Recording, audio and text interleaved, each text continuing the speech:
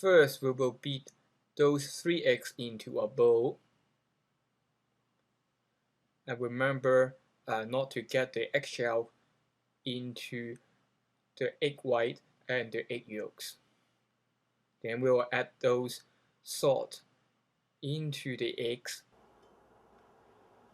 Break the yolks first with the chopstick, then we will gently beat the eggs so that the yolks and the eggs are blind together.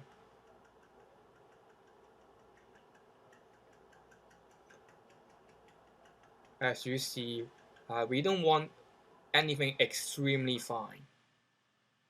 Then we will cut off the root part of the green onion, chop them up around 2 inches in length, and then we will chop them really finely. As you see, remember to use your knife against your finger so that your finger won't get chopped. And that is what the green onions should look like.